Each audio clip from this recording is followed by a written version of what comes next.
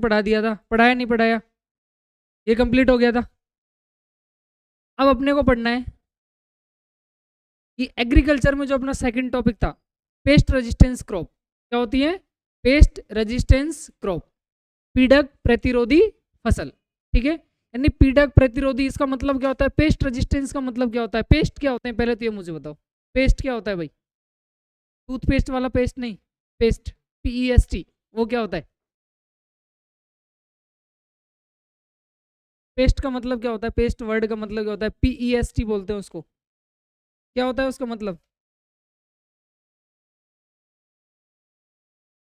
पहले मुझे ये बताओ, उसके बाद आऊंगा, पहले ये तो समझ आए, फिर जाऊंगा मैं RNA इंटरफेरेंस के ऊपर। पहले ये बताओ, ये क्या होता है पेस्ट? क्या होता है पेस्ट? हिंदी में बोलते हैं इसको क्या? पीड़क। क्या बोलते हैं हिंदी में? पीड़क। हिंदी में बोलते हैं इसको पीड़क, यानी जो किसी चीज को पीड़ित करे। पीड़ित करने का मतलब इन्फेक्टेड करे, संक्रमित करे, किसी को बीमार करे एक तरह से, ठीक है। तो ऐसे कुछ मेरे पास, मैं आपको बता रहा था उस दिन, इंसेक्ट्स बता रहा था जो अपनी फसल को नुकसान पहुंचाते, फसल को नुकसान पहुंचाते, उसकी वजह से क्या होता है? प्रोडक्शन रेट कम हो जाती है। क्या कम हो जाती है? प्रोडक्शन रेट, उत्पादन रेट और उत्पादन क्षमता क्या हो जाती है? कम हो जाती है, जिसकी वजह से प्रोडक्टिविटी कम, उत्पादकता कम। बात समझ में आई? तो अब मेरे पास क्या है कि कुछ ऐसे पेस्ट हैं, ठीक है, कुछ ऐसे पेस्ट है, कुछ ऐसे पीड़क है जो किसी स्पेसिफिक फसल को स्पेसिफिक टाइम पे खराब करते हैं। देखते हो आप, अभी सरसों का टाइम है, ठीक है, आप देखते हो एक छोटा सा कीड़ा होता है ब्लैक ब्लैक कलर का, वो सरसों के ऊपर बैठ जाता है, उसकी जो फलियां होती है उनको ऐसे सुकोड़ देता है, जिसके अंदर से उसका जो बीज है, मस्टर्ड सीड है, वो प्रॉपरली डेवलप नहीं हो पाता है, उससे उसकी प्रोडक्टिविटी कम हो गई और फसल का नुकसान हो गया। अरे होता है ऐसा।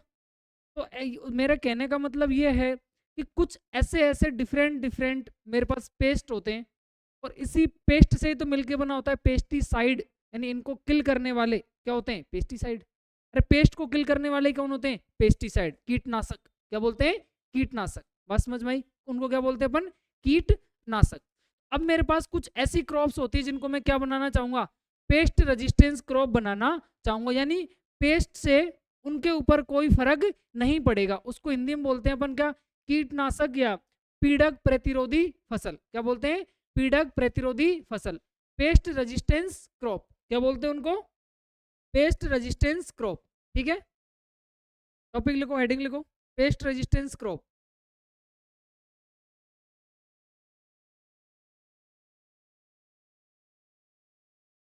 पेस्ट रेजिस्टेंस क्रॉप,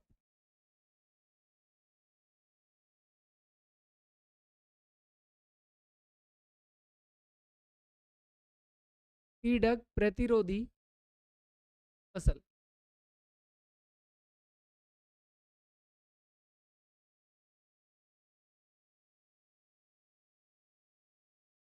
पेस्ट कौन कौन से होते हैं? जो कीटनाशक होते हैं यानी पीड़क होते हैं, कोई भी हो सकता है वो। अरे ह्यूमन हो सकता है, बिल्कुल हो सकता है, ठीक है। कोई इंसेक्ट हो सकते हैं,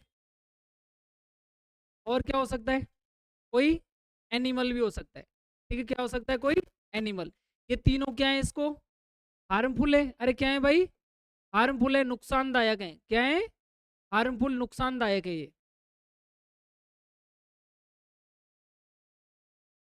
और ये नुकसानदायक है, इसकी वजह से क्या होगा? प्रोडक्शन कम हो जाएगा। क्या कम हो जाएगा? प्रोडक्शन कम हो जाएगा, प्रोडक्शन डिक्रीज होगा। प्रोडक्शन डिक्रीज यानी इसकी उत्पादन या उत्पादकता कम हो गई, ठीक है। उत्पादन, ठीक है, उत्पादन क्या हो गया भाई? कम हो गया।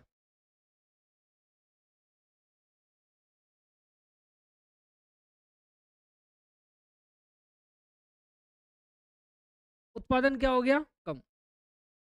अब मैं चाहता हूं कि उत्पादन बराबर रहे, प्रोडक्शन बराबर हो, और इस फसल को इस किसी पेस्ट से कोई नुकसान नहीं हो। जो मैं प्रोडक्टिविटी चाहता हूं वो प्रोडक्टिविटी मुझे मिल जाए, वही उत्पादकता मुझे मिल जाए।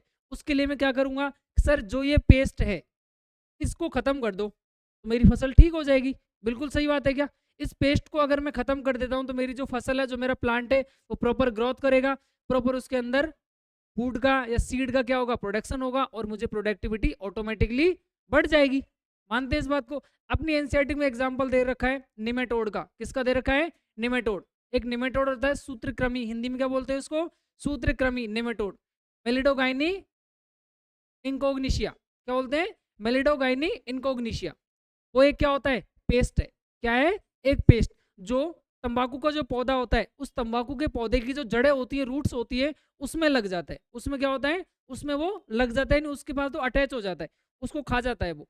अब आपको पता है कि अगर किसी प्लांट की रूट ही खराब हो गई, क्या हो गई, रूट, ट्रांसपायरेशन नहीं होगा, उसके लिए जो मिनरल्स जा रहे हैं, उसके लिए जो न्यूट्रिएंट्स जा रहे हैं वो नहीं जाएंगे, यानी ऊपर से पौधा क्या हो जाएगा, सूख जाएगा। आप खुद भी देखते हो, अगर किसी पौधे की आप जड़ काट दो, एक दिन में सूख जाएगा वो, यानी ऊपर से पूरा पौधा क्या हो गया, खराब। तो वो जो टोबैको का प्लांट था, तंबाकू का जो पौधा था, वो पूरी तरह ग्रोथ नहीं करेगा, सूख जाएगा, मेरी प्रोडक्शन क्या हो जाएगा, कम हो जाएगा, उत्पादन कम हो जाएगा। तो अब मुझे उसको हटाना है, किसको हटाना है, नेमाटोड को। किसको, नेमाटोड को हटाना है। क्या नाम है उसका, मेलिडोगाइनी इनकोग्निशिया। क्या नाम है उसका, मेलिडोगाइनी इनकोग्निशिया। उसको मुझे हटाना है। उसको हटाने के लिए मैं आरएनए इंटरफेरेंस का यूज करता हूँ। किसका यूज करता हूँ, आरएनए इंटरफेरेंस। अब मैं आपसे क्वेश्चन करता हूँ, आरएनए इंटरफेरेंस क्या है, क्या है भाई आरएनए इंटरफेरेंस?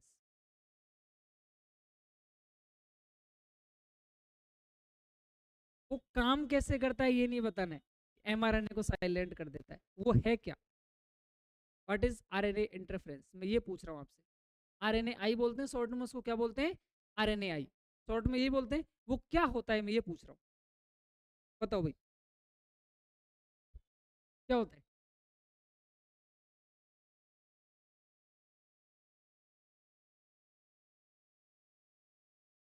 उसमें क्या करेगा,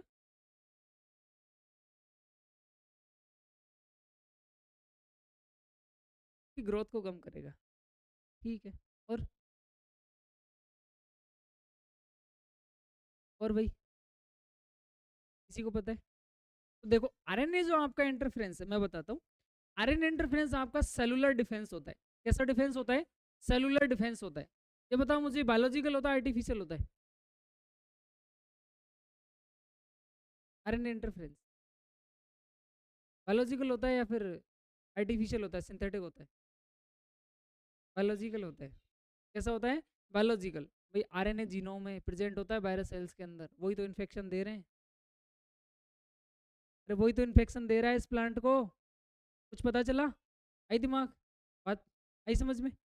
तो एक्चुअल में आरएनए इंटरफेरेंस क्या है, तो आरएनए इंटरफेरेंस आप एक लाइन में कैसे याद रखोगे, RNA interference is a biological technique और biological procedure which gives to cellular defence. क्या, कौन सा डिफेंस देता है, कोशिकीय रक्षा, हिंदी में क्या बोलते हैं उसको, कोशिकीय रक्षा बोलते हैं। सेलुलर डिफेंस देता है किसको, उन प्लांट्स को जो सारे यूकेरियोट्स के अंदर प्रेजेंट होता है।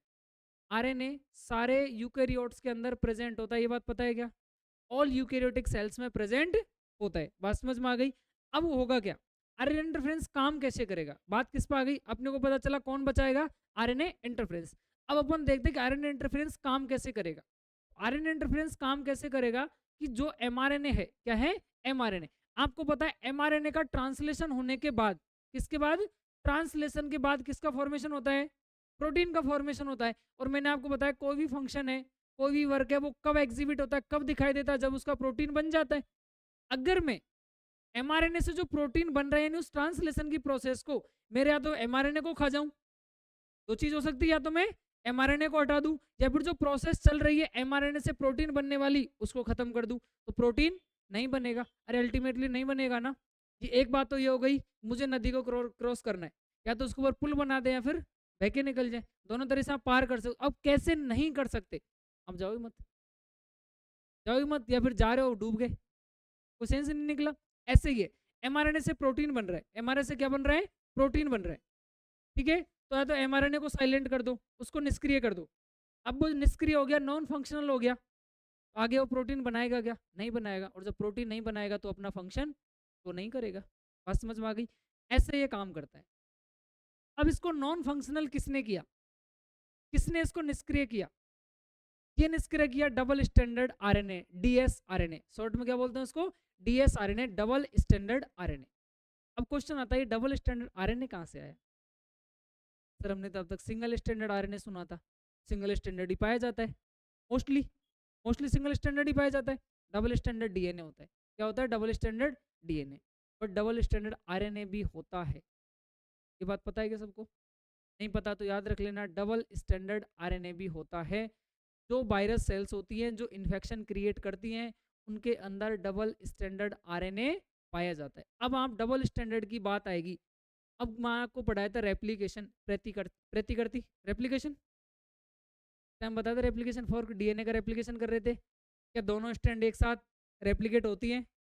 दोनों स्ट्रैंड एक साथ रेप्लिकेट होती है क्या? नहीं होती। एक टाइम पे एक होती है, वही मैंने क्वेश्चन बताया था। अगर दोनों स्ट्रैंड एक साथ रेप्लिकेट हुई तो क्या बन जाएगा? Double standard RNA. अरे डीएनए से डीएनए का replicate double standard DNA. Process मेरी क्या हो जाएगी? कॉम्प्लिकेट हो जाएगी। क्या हो जाएगी? कॉम्प्लिकेट। जो इन्फॉर्मेशन है जिसको मैं जिस सेंस में भेजना चाह रहा हूँ वो क्या हो जाएगा? खराब हो जाएगा। तो बताया था। अब ऐसे ही सेम बात आएगी, वहां पर कौन सा एंजाइम था रेप्लिकेशन में? DNA dependent DNA polymerase. कौन था? DNA dependent DNA polymerase. तो यहाँ भी सेम एंजाइम रहेगा। यहाँ कौन सा रहेगा? आरएनए डिपेंडेंट आरएनए पॉलीमरेज, क्योंकि वो आरएनए से आरएनए बना रहा है। अरे बात समझ आ गई क्या? आरएनए से आरएनए बना रहा है, तो एंजाइम का नाम क्या हो जाएगा? RNA dependent RNA polymerase. अब वो डबल स्टैंडर्ड आया कहाँ से? यानी इस रेप्लिकेशन के अलावा भी उस वायरस जो इन्फेक्शन दे रहा है उस वायरल सेल्स में रेप्लिकेशन हो रहा है। उस रेप्लिकेशन के उपरांत भी उसमें कुछ कॉम्प्लीमेंट्री स्ट्रैंड बनती हैं, और उन कॉम्प्लीमेंट्री स्ट्रैंड से मिलके ही कौन बनता है? डबल स्टैंडर्ड आरएनए बनता है। और वो डबल स्टैंडर्ड आरएनए इस एमआरएनए को प्रोटीन बनाने में क्या करता है? मदद करता है या नहीं करता? नहीं करता। उसको कर देता है निष्क्रिय कर देता है, रोक देता है, इसलिए आगे प्रोटीन नहीं बनता। आगे जब प्रोटीन नहीं बनेगा तो ये जो मेरा निमेटोड था वो अपना असर नहीं दिखाएगा, और जो पहले टोबैको का प्लांट खराब हो रहा था अब वो खराब होने से बच जाएगा। बात समझ में आ गई क्या? अरे पूरी प्रोसेस समझ आ गई या नहीं आई? किस किस को समझ नहीं आई? अच्छे से समझ आई? अब लिखते हैं अपन, ठीक है।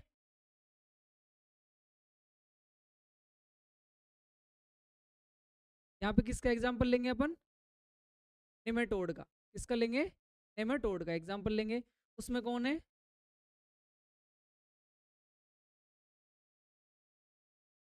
पेलेटोगाइनी इनकोग्निशिया, ठीक है। ये मेलिडोगाइनी इनकोग्निशिया किसको खराब करता है भाई? किसको खराब करता है? Roots of tobacco plant. किसको खराब करता है? रूट्स ऑफ टोबैको प्लांट, यानी जो तंबाकू का पौधा होता है उसकी जड़ों को खराब करता है।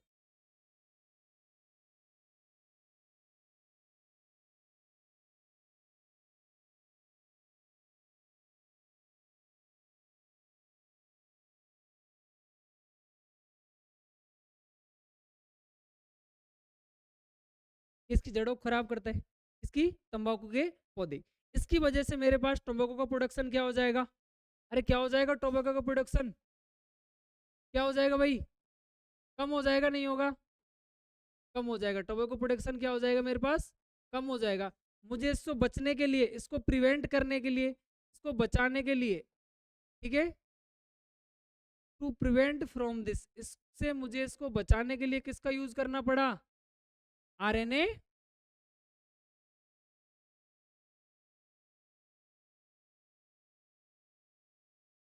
इंटरफ्रेंस, जिसको शॉर्ट में क्या बोलते हैं अपन? आरएनए आई। ये क्या होता है? ये एक सेलुलर डिफेंस होता है। क्या होता है भाई? ये सेलुलर डिफेंस। ये सेलुलर डिफेंस, ठीक है। और इसकी क्या प्रो है? बायोलॉजिकल होता है। कैसा होता है भाई? ये biological, present in all eukaryote, सब में प्रेजेंट होता है, ऑल यूकैरियोटिक सेल,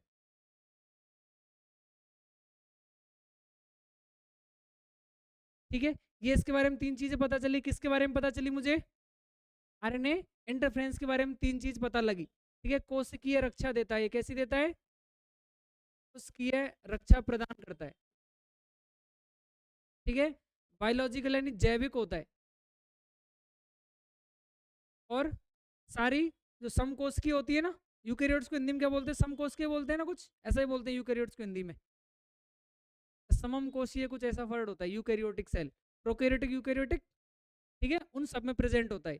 सारी कोशिकाओं में क्या, हाँ कुछ ऐसा ही बोलते हैं, ठीक है, उन सब में प्रेजेंट होता है, सुकेंद्रीय बोलते हैं शायद, सुकेंद्रीय को, उनके अंदर ट्रू न्यूक्लियस प्रेजेंट होता है, इसलिए उनका बोलते हैं सुकेंद्रीय कोशिकाएं।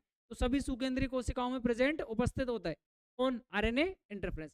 इसकी वजह से अब क्या होगा, अब ये फंक्शन कैसे करता है, ये काम कैसे करता है, वो अभी अपन देखते हैं। ये काम कैसे करेगा, इसका फंक्शन देखो भाई, ये फंक्शन कैसे करेगा, ये फंक्शन करेगा एमआरएनए से, एमआरएनए से जो प्रोटीन बन रहा है, क्या, जो प्रोटीन बन रहा है उसको नहीं बनने देगा। कौन नहीं बनने दे रहा, अरे कौन नहीं बनने दे रहा, आरएनए इंटरफेरेंस। इसके अंदर क्या है, तो इसके अंदर आता है मेरा डबल स्टैंडर्ड आरएनए। कौन आता है, डबल स्टैंडर्ड आरएनए। अब ये डबल स्टैंडर्ड आरएनए कहाँ से आया, बात इसी की है कि डबल स्टैंडर्ड आरएनए कहाँ से आया। तो मैं आपको बताता हूँ कि डबल स्टैंडर्ड आरएनए कहाँ से आया। तो ये मेरे पास कुछ वायरल सेल्स होती है, ठीक है, आपको पता है वायरल सेल्स के पास कौन होता है जेनेटिक मटेरियल, अरे कौन होता है, आरएनए। अरे आरएनए जीनोम होता है क्या, बिल्कुल होता है। इसी को दूसरा नाम होता है मोबाइल जेनेटिक मटेरियल भी बोलते हैं, इसको क्या बोलते हैं, मोबाइल जेनेटिक मटेरियल। और इस मोबाइल जेनेटिक मटेरियल का दूसरा नाम होता है ट्रांसपोजोन्स। अरे सुना है किसी ने, ट्रांसपोजोन्स, ये इसका नाम होता है, ठीक है भाई। अब मुझे पता चला कि वायरल सेल्स हैं जो इन्फेक्शन क्रिएट कर रही है, उस प्लांट को क्या कर रही है, संक्रमित कर रही है। वो कौन, वायरस सेल्स। उनके पास आरएनए जीनोम होता है, क्या होता है, आरएनए जीनोम। अब ये क्या करेगा, इस आरएनए जीनोम से इस इन्फेक्शन को कौन बाहर निकाल लेता है, डीएसआरएनए। कौन बाहर निकाल लेता है, डीएसआरएनए। यानी डबल स्टैंडर्ड आरएनए क्या करता है, ये जो सेल्स इन्फेक्शन दे रही हैं इसको, इस इन्फेक्शन को इसने क्या कर लिया, बाहर निकाल लिया। एक तरह से मैं कह सकता हूँ infection takes from virus cells. अरे वायरल सेल से इन्फेक्शन को बाहर निकाल दिया, किसने निकाला, डबल स्टैंडर्ड आरएनए। अब डबल स्टैंडर्ड आरएनए से कैसे, इसका जब रेप्लिकेशन होगा, किसका रेप्लिकेशन होगा, अरे जीनोम का, आरएनए का, किसका, आरएनए का, ठीक है। इस आरएनए के रेप्लिकेशन में, किसमें, आरएनए का जब रेप्लिकेशन होता है, क्या होता है, रेप्लिकेशन, ठीक है, उसके उपरांत ये सेल बनता है, उसके उपरांत डबल स्टैंडर्ड आरएनए बनता है। यानी कि मेरे पास दो कॉपीज बनती हैं, क्या बनती हैं, दो अलग अलग कॉपीज बनती हैं, इसलिए इसमें क्या बोलता हूं, डीएसआरएनए। डीएसआरएनए का पूरा नाम क्या होता है, double standard RNA, double standard RNA, ठीक है। इसका रेप्लिकेशन कौन कराता है, अरे रेप्लिकेशन कौन कराता है, आरएनए डिपेंडेंट आरएनए पॉलीमरेज। कौन कराता है, आरएनए डिपेंडेंट आरएनए पॉलीमरेज। इसके रेप्लिकेशन होने के उपरांत भी कुछ स्टैंडर्ड बनती हैं, और वो स्टैंडर्ड आपस में मिलकर किसका फॉर्मेशन करती हैं, डीएसआरएनए का। और इस डीएसआरएनए के अंदर ये जो दोनों स्ट्रैंड हैं वो एक दूसरे के कैसी होती हैं, कॉम्प्लीमेंट्री होती है, एक दूसरे कैसी होती है, कॉम्प्लीमेंट्री। कॉम्प्लीमेंट्री मतलब क्या बताया था मैंने, कॉम्प्लीमेंट्री वर्ड का मतलब अपोजिट, एक दूसरे के विपरीत। अरे बताया था नाइट्रोजनस बेस लगे होते हैं, प्यूरिन के आगे पायरिमिडिन लगा होता है, पायरिमिडिन के आगे प्यूरिन लगा होता है, A double bond T, G triple bond C. अगर इधर ए प्रेजेंट है तो उधर टी मिलेगा, उधर ए है तो इधर टी मिलेगा। ऐसे बताया था, यही कॉम्प्लीमेंट्री नेचर होता है, यही होता है ना। इसकी जो कॉम्प्लीमेंट्री नेचर, कौन सा नेचर, कॉम्प्लीमेंट्री नेचर इसके अंदर प्रेजेंट होता है। कैसा नेचर प्रेजेंट होता है, कॉम्प्लीमेंट्री नेचर प्रेजेंट होता है। अरे बात कुछ समझ आई क्या, लगभग लगभग समझ आई, पूरी कहानी क्या चल रही पिक्चर में, कैसे उस चीज को ये काम कर रहा है। अब ये चीज मुझे पता लगी कि डबल स्टैंड आरएनए यहाँ से आया। अब ये क्या करेगा, तो इसको आप फाइनल लाइन में लिख सकते हो ऐसे कि देखो, यहाँ मेरा कौन था, एमआरएनए। कौन था, एमआरएनए, ठीक है। एमआरएनए से क्या बन रहा है, अरे प्रोटीन बन रहा है, क्या बन रहा है, प्रोटीन। किस प्रोसेस के थ्रू बन रहा है, ट्रांसलेशन। किसके थ्रू बन रहा है, ट्रांसलेशन। इस ट्रांसलेशन में कौन आया, आरएनए इंटरफेरेंस। आरएनए किसको लेके आया, डबल स्टैंडर्ड आरएनए को। किसको लेके आया, डबल स्टैंडर्ड आरएनए को। इस डबल स्टैंडर्ड आरएनए ने क्या किया, ये जो एमआरएनए प्रेजेंट था, इस एमआरएनए को क्या कर दिया, साइलेंट कर दिया। क्या कर दिया,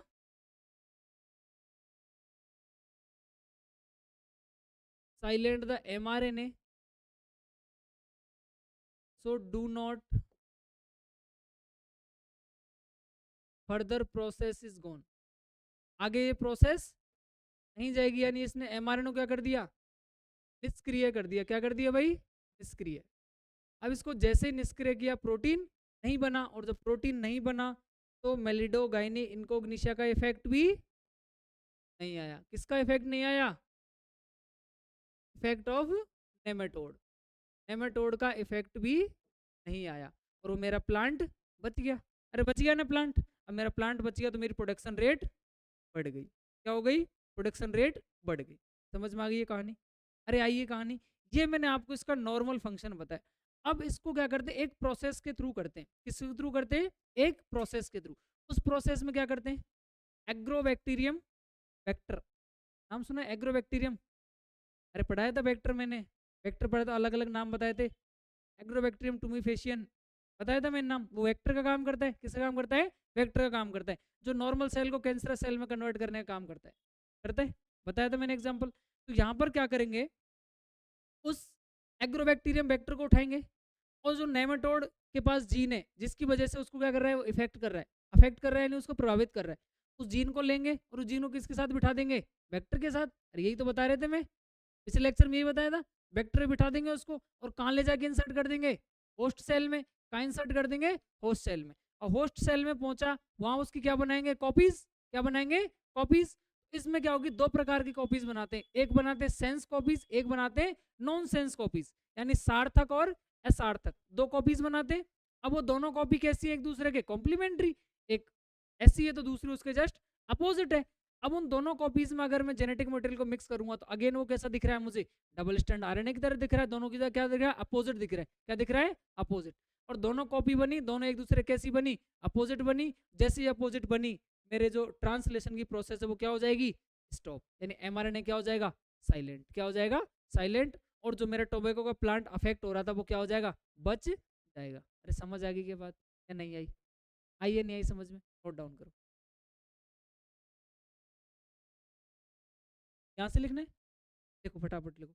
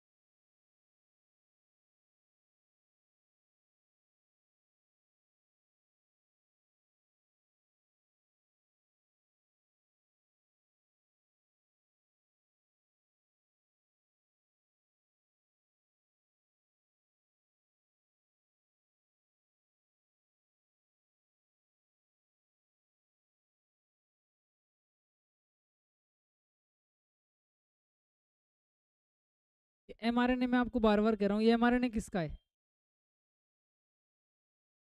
एमआरएनए किसका है ये?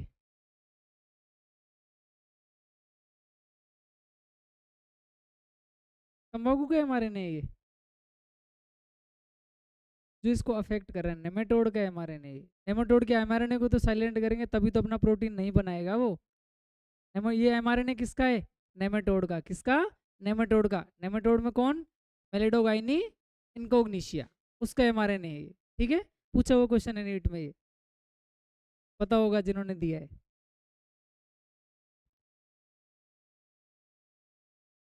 हाँ, एक अलग अलग किसकी तरह काम कर रही थी दोनों? एक साथ दोनों रेप्लिकेट नहीं हो रही थी, मेरे कहने का मतलब ये, उसके रीजन भी लिखाए थे मैंने, लिखाए थे ना? हाँ, इसका तो वो तो उसको जो हो रहा है उसको गेन कर रहा है। रेप्लिकेशन तो एक तरफ ही हो रहा है ना। ये मेरे दोनों हाथ है, एक हाथ से मैं कोई चीज़ बना रहा हूँ, उसको इस हाथ में रख रख रहा हूँ, इसका मतलब ये थोड़ी दोनों काम दोनों कर रहे हैं, बट बना कौन रहा है? एक।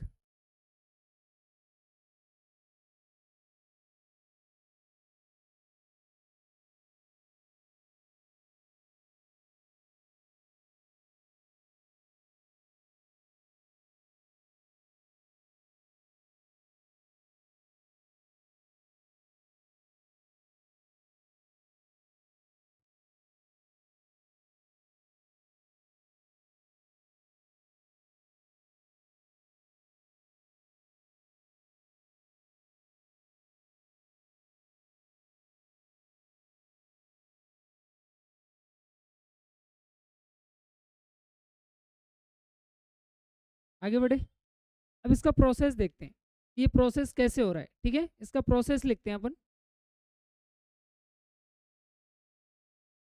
प्रोसेस, इसकी प्रक्रिया। ठीक है भाई, तो सबसे पहले अपन किसको यूज करेंगे? किसको लेंगे सबसे पहले अपन?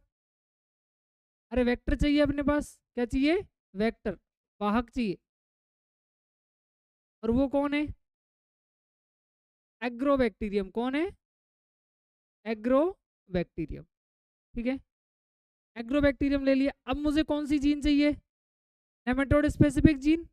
अरे जिसकी मुझे, जिसको साइलेंट करना हो उसकी जीन तो चाहिएगी, नेमेटोड स्पेसिफिक जीन। ठीक है,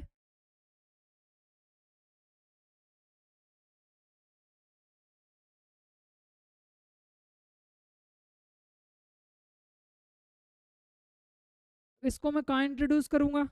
अरे कहाँ इंट्रोड्यूस करूंगा इसको? होस्ट में। किसमें इंट्रोड्यूस करूंगा भाई? Introduce into host cell. इसको कहाँ रखेंगे अपन? होस्ट सेल में। अब आपको पता है कॉपीज बनेंगी इसकी किसके अंदर? होस्ट सेल में। मेक द कॉपीज, कॉपीज बनाएंगे अपन। अब वो कॉपीज कितनी लेंगे अपन? तो कॉपी लेंगे अपन दो। कितनी लेंगे? दो। अब वो दो कॉपीज कौन कौन सी रहेंगी? एक रहेगी सेंस और एक रहेगी नॉन सेंस। उन दोनों कॉपीज के नाम इधर लिख रहा हूं भाई, एक है सेंस और एक है नॉन सेंस। और नॉन सेंस, दो कॉपीज का फॉर्मेशन किया। अब आपने देखा कि एक सेंस और एक नॉनसेंस दोनों मिलके कैसी हो गई? कॉम्प्लीमेंट्री। अरे हुई या नहीं हुई? दोनों कैसी हो गई? कॉम्प्लीमेंट्री। कॉम्प्लीमेंट्री का मतलब एक दूसरे के अपोजिट। कैसी हो गई? अपोजिट, एक दूसरे के विपरीत हो गई। कैसी हो गई? विपरीत। अब जो एमआरएनए था किसका? नेमेटोड का। किसका mRNA? Nematode. MRNA of nematode, उस नेमेटोड का जो एमआरएनए था उससे क्या बन रहा था? ट्रांसलेशन के थ्रू प्रोटीन बन रहा था। क्या बन रहा था? प्रोटीन बन रहा था। इसको मैंने क्या कर दिया? रोक दिया। क्या कर दिया? रोक दिया। किसने रोका? तो यहां से इसका डबल स्टैंडर्ड आरएनए आया और इसने इसको क्या कर दिया? साइलेंट कर दिया। क्या कर दिया? साइलेंट कर दिया, निष्क्रिय कर दिया। इसकी वजह से अब ये प्रोसेस आगे नहीं बढ़ी। एग्जाम में पूछा हुआ क्वेश्चन है, पेस्ट रेजिस्टेंस क्रॉप्स में किस बैक्टर का यूज करते हैं? एग्रोबैक्टीरियम। किसका यूज करते हैं? एग्रोबैक्टीरियम। कॉपीज कितने प्रकार की बनती है? एग्जाम में पूछा हुआ क्वेश्चन है, दो प्रकार की, सेंस और एंटी सेंस। एक को बोलते हैं सार्थक, दूसरे को बोलते हैं असार्थक। ठीक है, सार्थक और असार्थक। सेंस यानी जो काम आएगी, नॉन सेंस यानी जो काम नहीं आएगी। समझ गए? नोट डाउन करो ये।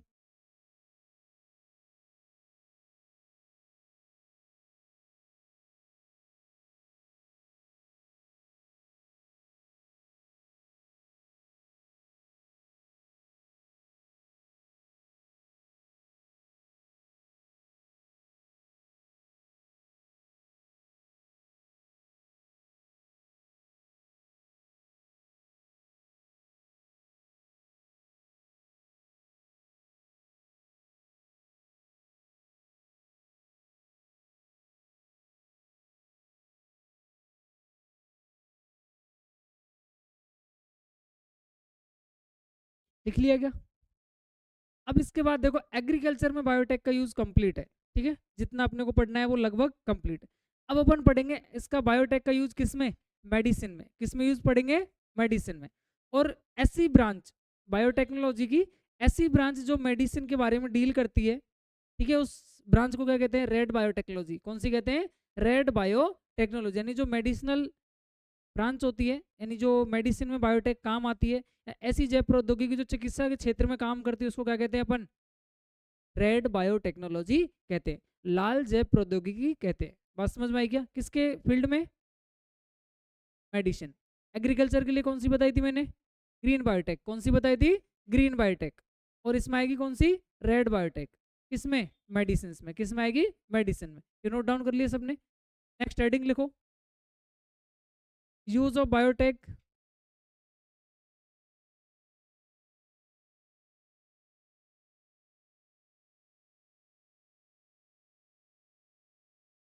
इन मेडिसिन।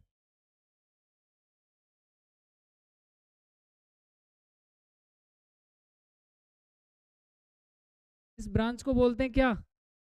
Red biotech. कौन सी बोलते हैं भाई? Red biotechnology.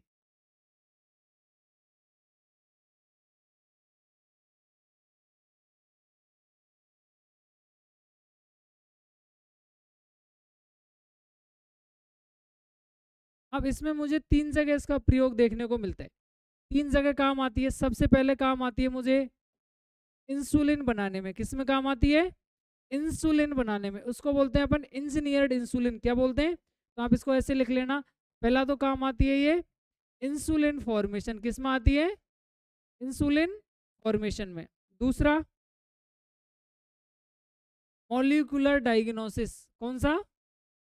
Molecular diagnosis. और तीसरा, जीन थेरेपी। कौन सी? जीन थेरेपी, जिसमें तुम एडीए पढ़ते थे पहले, एडिनोसिन डाइमिनेज डेफिशिएंसी, एडीए। 4 साल की बच्ची के लिए जो था। 3 हो गए। इंसुलिन, ठीक है, इंसुलिन का निर्माण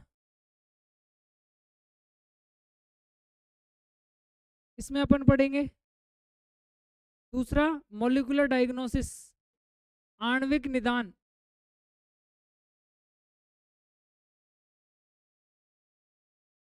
और जीन चिकित्सा।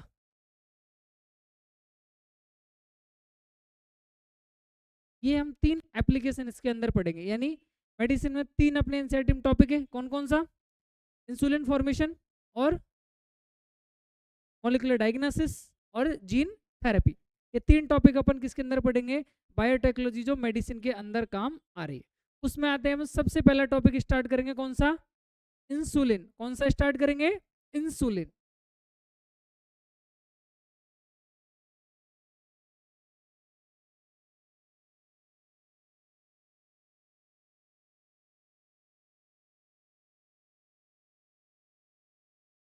तो बताओ मुझे भाई, इंसुलिन किसके काम में आती है? पहले तो ये बताओ मुझे, इंसुलिन किसके लिए काम आती है?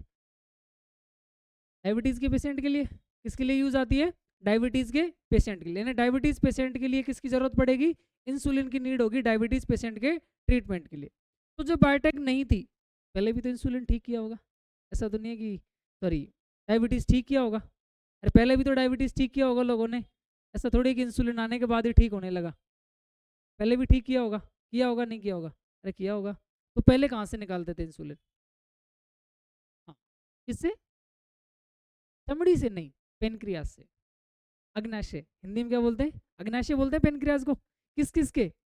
कैटल्स, कैटल्स कौन होते हैं? कैटल्स पशु, अरे पशु, और स्पेसिफिकली पिग, सुअर, पिग होता है ना, पिग, उसके जो पेनक्रियाज होता है उससे निकाला जाता है, स्लॉटर कैटल्स बोलते हैं। क्या बोलते हैं? Slaughter kettles. स्लॉटर वर्ड का मतलब क्या होता है हिंदी में? तो कसाई खाने होते हैं ना, जहाँ पर पशुओं को काटा जाता है, वहां से उनका पेनक्रियाज लेते थे, उस पेनक्रियाज से इंसुलिन को एक्सट्रैक्ट किया जाता था, और वो फिर डायबिटीज के ट्रीटमेंट में यूज आती थी। ठीक है, तो सबसे पहले अपन ये देखेंगे इंसुलिन का यूज कहाँ होता है भाई? तो यूज इन डायबिटीज ट्रीटमेंट। ठीक है भाई,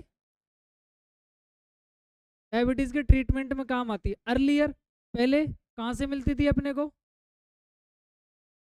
अर्लियर पहले अपने को मिलती थी प्रोड्यूस फ्रॉम पेनक्रियाज ऑफ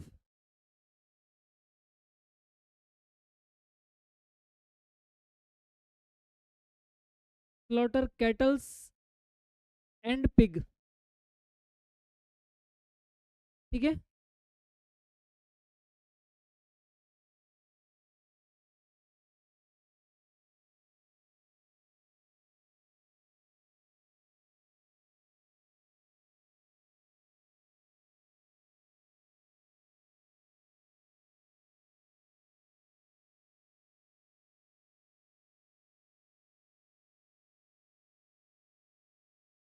यहां से मिलती थी मुझे पहले।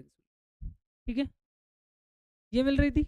अब देखो, इंसुलिन पहले यहाँ प्राप्त होती, अब ह्यूमंस के लिए जो इंसुलिन बनाई, किसके लिए? ह्यूमंस के लिए जो इंसुलिन बनाई, अब अगर मैं देखूं तो इस इंसुलिन में मुझे प्रो और मैच्योर इंसुलिन का पता नहीं है। ठीक है, यानी इस इंसुलिन में मुझे दो चेन देखने को मिलती है। कौन सी, कितनी चेन? दो चेन। एक का नाम होता है ए चेन, एक का नाम होता है बी चेन।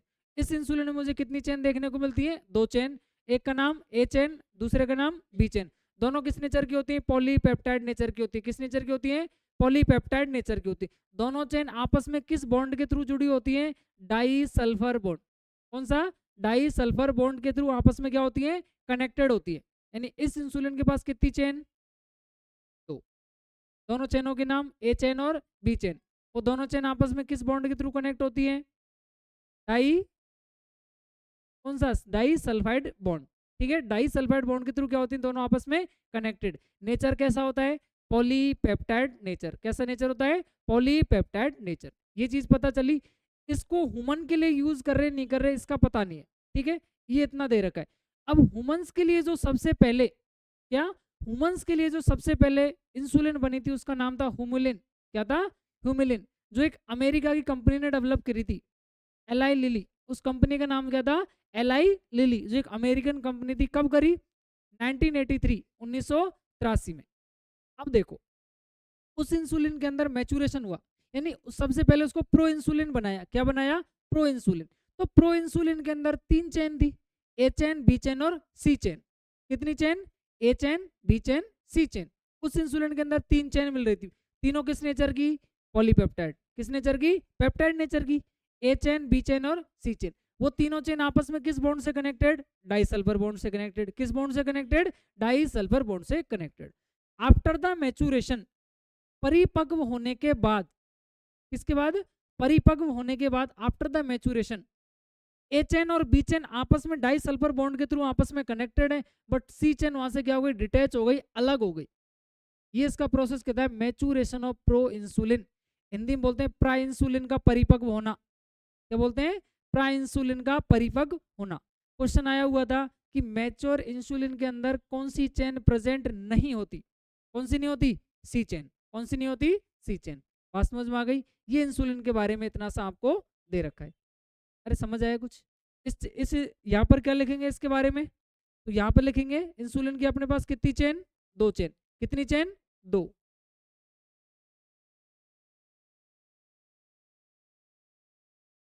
ऐसे मान लो जो पिंक कलर से है वो ए चेन, ए चेन है, और ये जो व्हाइट कलर से आपको दिख रही है बी चेन है। आपस में दोनों किस बॉन्ड से जुड़ी हुई है? तो उस बॉन्ड का नाम क्या है? Disulphide bond. कौन सा है? Disulphide bond. ठीक है, इसका नाम क्या है भाई? Disulphide bond. और पेप्टाइड नेचर की है, किस नेचर की है भाई? पेप्टाइड। पेप्टाइड यानी प्रोटीनिशियस। पेप्टाइड का मतलब क्या होता है? प्रोटीन। क्या होता है? प्रोटीन। ठीक है, ये चीज इनके अंदर प्रेजेंट है, इस इंसुलिन में ये चीज प्रेजेंट है। अब जो ह्यूमन के लिए इंसुलिन बनती है, कौन सी? फर्स्ट जो इंसुलिन बनी थी for humans, first insulin for human,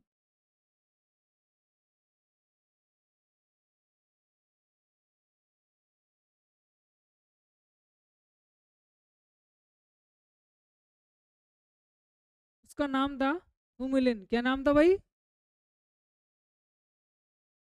हुमुलिन। इसको डेवलप किसने किया था?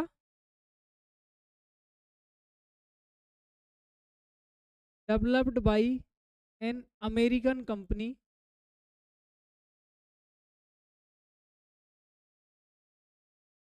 American company. उस कंपनी का नाम क्या था?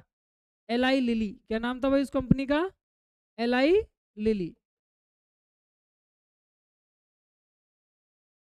क्या नाम था? एलाई लिली उस कंपनी का नाम था। कब डेवलप किया था इसको? 1983, 1983 में इसको डेवलप किया। अब यहां से देखो, अब इसमें आता है मेरे पास पहला प्रो इंसुलिन। कौन आता है? Pro insulin. इसको हिंदी में पढ़ते हैं अपन प्राक इंसुलिन। क्या पढ़ते हैं भाई? अब इस प्रो इंसुलिन में 3 चेन प्रेजेंट होती है। कितनी चेन प्रेजेंट होती है?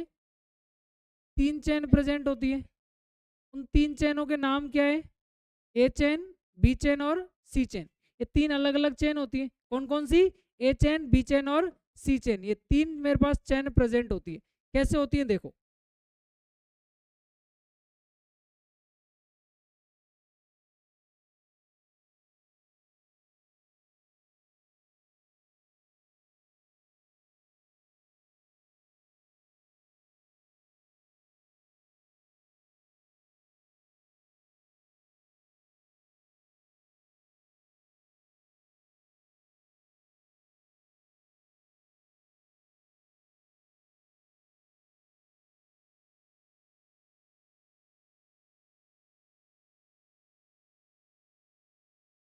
अलग अलग दिख गए तीनों, 1 2 3।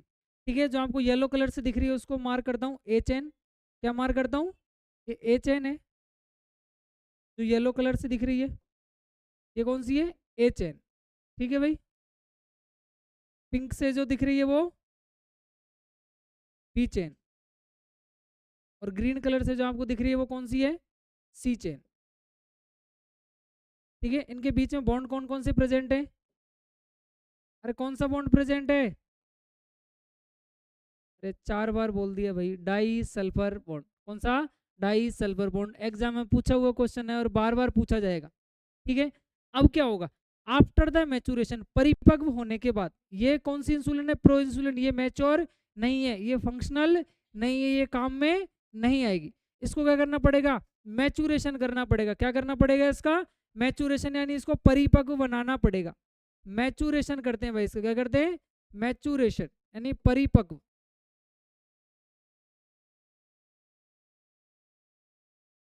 ये परिपक्व होने के बाद इसमें कितनी चेन बच जाती है? सिर्फ 2 चेन बच जाती है। परिपक्व होने के बाद 2 चेन बच जाती है। और कौन कौन सी? ए चेन और बी चेन। सिर्फ 2 चेन बचेंगी, उनको अब हम दिखाते हैं। इधर देखो,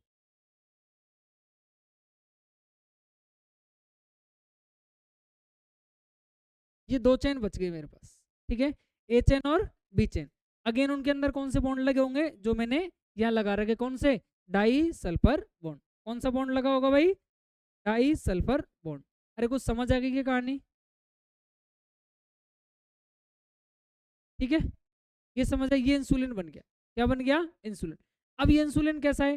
फंक्शनल इंसुलिन है। कैसा इंसुलिन है भाई? ये फंक्शनल इंसुलिन है। इसको अपन किसके ट्रीटमेंट में काम में ले सकते हैं? अरे किसके ट्रीटमेंट में काम में ले सकते हैं? हार्ट अटैक, तो पेट दर्द, डायबिटीज। किसमें? डायबिटीज। अरे भैया, बोर्ड पे कम से कम 4 बार लिख देता हूँ एक लाइन को मैं, फिर भी किसमें काम में लेते हैं? डायबिटीज के ट्रीटमेंट। ठीक है। अब ये मैं ये नहीं पूछूंगा डायबिटीज़ के 2 प्रकार होते हैं, कौन सी डायबिटीज़ में, डायबिटीज़ मेलाइटस, डायबिटीज़ इंसिपिडस, कौन सी डायबिटीज़ में काम में लेते हैं इसको, क्यों सर इसमें इंसुलिन में आई आ रहा है, वहाँ भी इंसिपिडस है जो, तो चलो किसकी कमी से होता है, डायबिटीज़ इंसिपिडस किसकी कमी से होता है,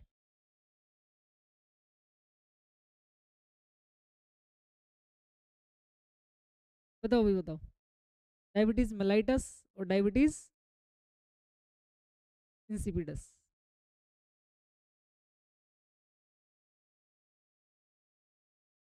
यूरिन में विटामिन B12,